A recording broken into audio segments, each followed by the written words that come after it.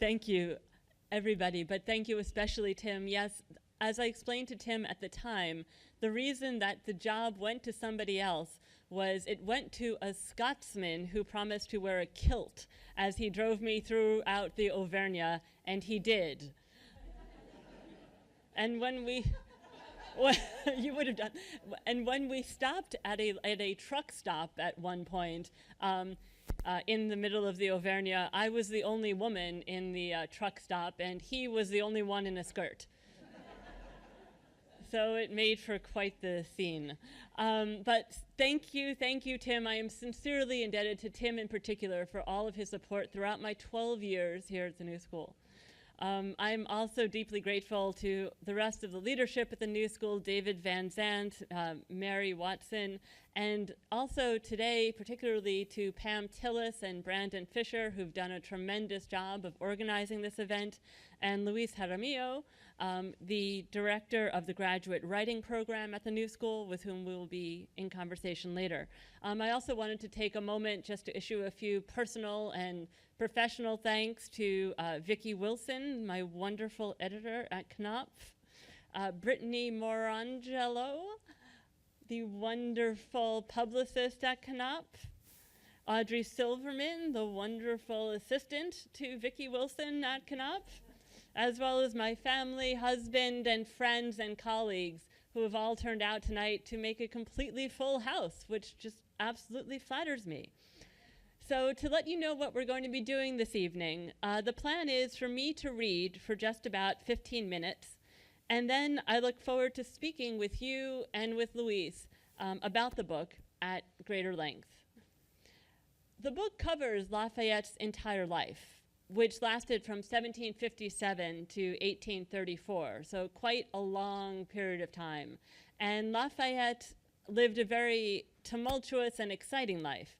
For that reason, the book really focuses primarily on two large episodes of his life, the two episodes that really defined him. This was his period during the American Revolution and during the French Revolution. So today I'm going to read again for no more than 15 minutes from a section about the French Revolution. On October 5th, 1789, alarm bells sounded through the gray Paris dawn as thousands of market women streamed towards the Hôtel de Ville.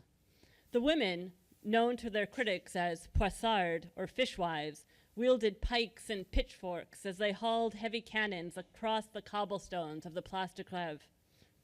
When Lafayette reached the scene later that morning, the National Guard had just managed to roust a crowd of would-be arsonists from the government building. The guardsmen strained to stem the furious tide of people pouring into the quays along the Seine and the adjacent streets.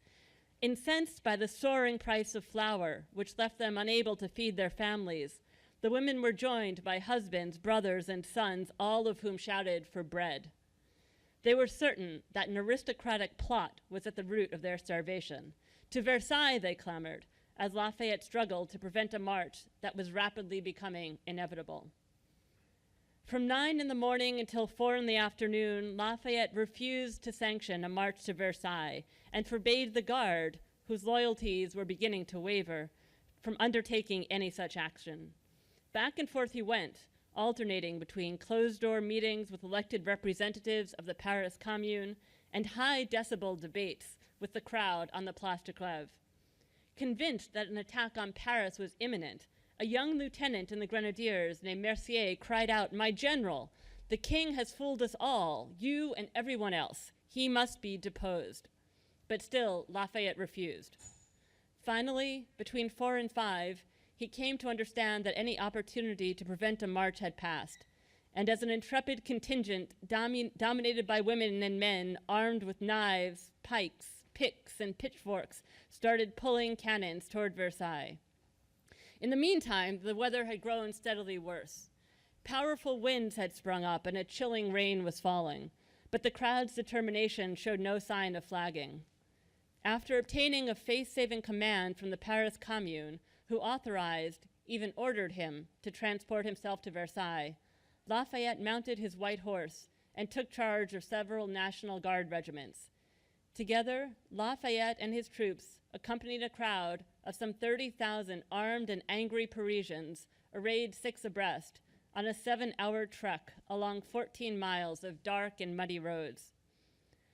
According to Marie Antoinette's lady-in-waiting, Madame Campan, news that the National Guard had set out from Paris reached Versailles that afternoon while the king was hunting at Meudon, about 6 miles away, and the queen was alone, lost in painful thought, in her beloved gardens near the Trianon Pavilion, not far from the spot where Lafayette's grandfather, Edouard, had taken a fatal fall in 1736. The royal household leapt into action.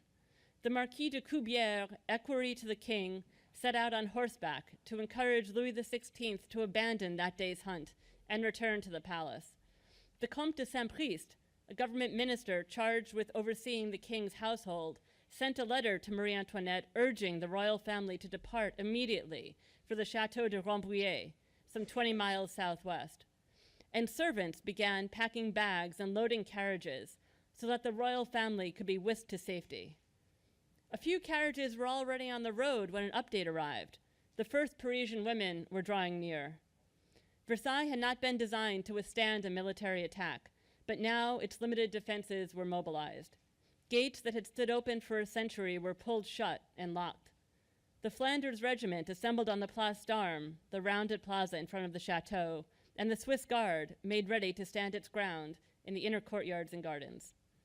These and other preparations were in progress when Louis XVI and his entourage returned bearing new orders. The king had passed the Parisian women as he made his way back from the hunt, and he had been gratified to hear cries of "Vive le roi! Long live the king!" from the crowd. Reassured that he would be safe at Versailles, he called off the move to Rambouillet, and, worried that a show of royal force would cause, rather than prevent, an escalation of violence, he ordered the Flanders Regiment to retire to its barracks. The men dutifully obeyed, but as they made their way from the Place d'Armes to their quarters, they found themselves pelted with rocks and gunshot. When Louis heard the news, he began to reconsider his decision, but, as Madame Campan put it, the moment to flee was lost. Lafayette knew none of this, as he made his way slowly toward Versailles to meet a fate that was uncertain at best. As Governor Morris described events in his diary, Lafayette marched by compulsion, guarded by his own troops who suspected and threatened him. Yet this was the selfsame Lafayette who had managed to keep his head at Baron Hill as the redcoats bore down on his detachment from 3 sides. And now, in 1789, he still possessed the composure that had served him so well in 1778. With scores of lives in his hands, not only his own and his companions, but also the lives of the royal family, he did everything in his power to ensure a peaceful resolution. With the sound of drums and the flicker of torches heralding his approach, Lafayette halted the march around 11 o'clock near the National Assembly's meeting hall in Versailles. There, he administered an oath to remind his troops of their allegiances. The men swore to honor the nation, the law, and the king before continuing on. While 2 officers were sent ahead to the chateau bearing assurances that Lafayette came to protect the king and not to oust him, a representative of the king appeared to inform Lafayette that Louis saw his approach with pleasure and that he had just accepted his Declaration of Rights. Happily, everyone was in agreement on one point. They wanted to see as little bloodshed as possible. Expectant cries filled the air as Lafayette drew closer to the palace. "Long live the king, long live the nation, long live Lafayette and liberty," shouted the contingent of Parisians who had been driven by fear and desperation to slog through miles of mud on the road to Versailles. Leaving his troops, Lafayette approached the Place d'Armes around midnight, accompanied by 2 civilians representing the Paris city government.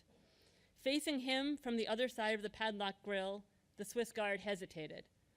Wary though they were of Lafayette's motives, they admitted him to the courtyard, and from there into the chateau, up the stairs, and to the Salon de l'Œil de Bœuf, the very antechamber where he had waited the king in 1774 when he was presented at court.